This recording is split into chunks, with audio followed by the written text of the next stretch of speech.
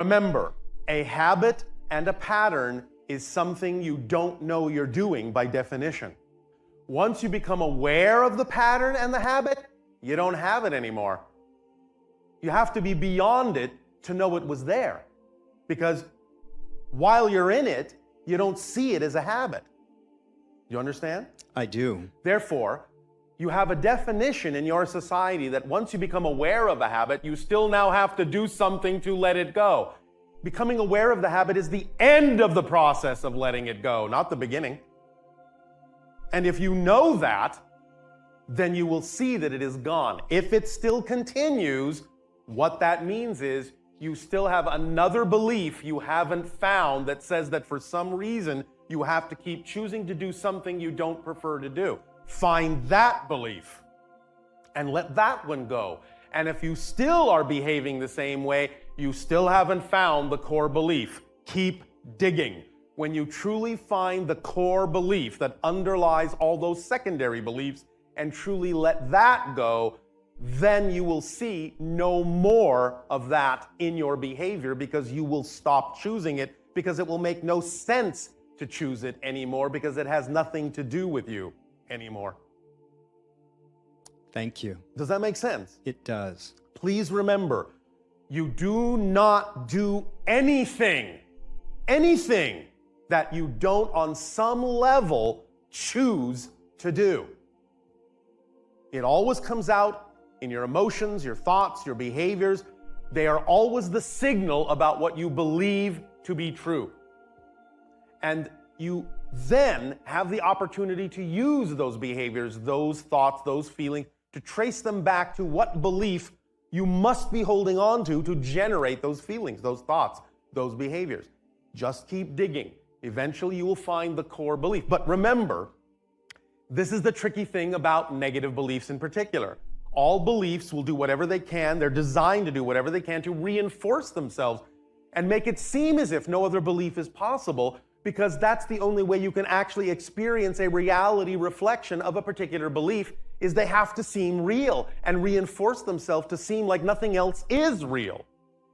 So when you're dealing with positive beliefs, that's not really an issue, because you don't care that the positive belief and the positive reality seems real. You follow me?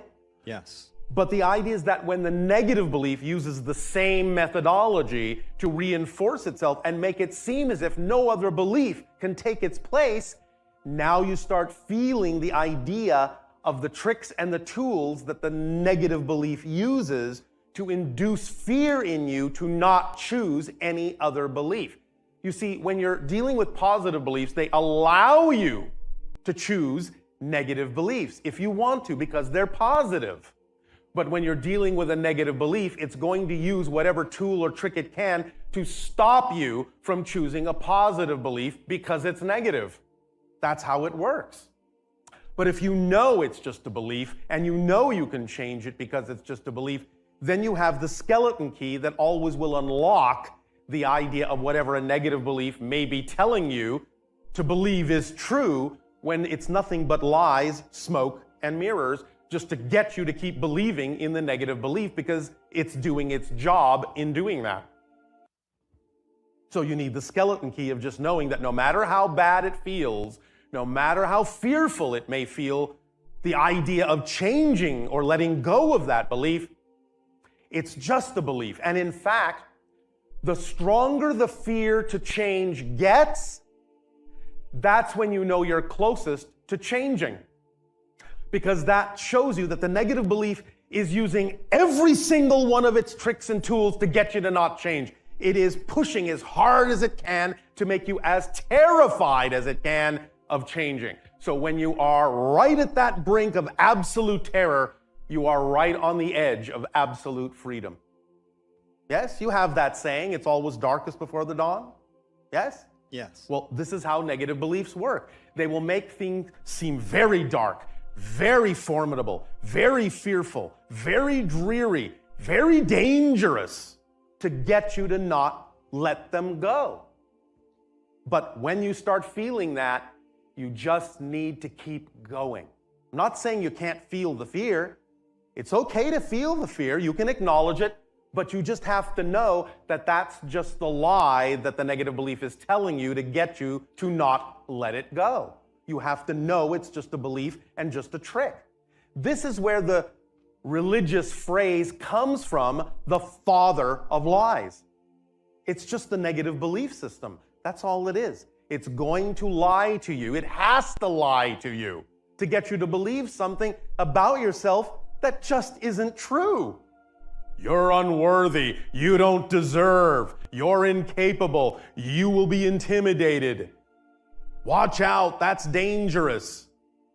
These are all lies, but it has to tell lies because what it's telling you isn't the truth. And the only way to get you to pay attention to the lie is make you feel scared enough that you will not allow yourself to believe the truth.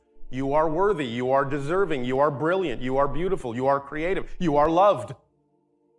It's just doing its job. It's not being malicious, it's just how it's designed.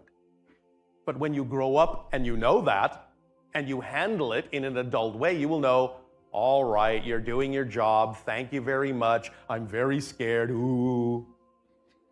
You've done a brilliant job of attempting to prevent me from moving in a direction I prefer. Well done. I applaud you. You're a brilliant negative belief. And now you've done your job and you can relax because I'm choosing something else. Thank you very much. You choose what you prefer without invalidating what you don't. Because invalidating what you don't prefer keeps you on the negative side, which is exactly what the negative belief wants you to do. Yes, please invalidate me. Come on back. This way, this side of the line.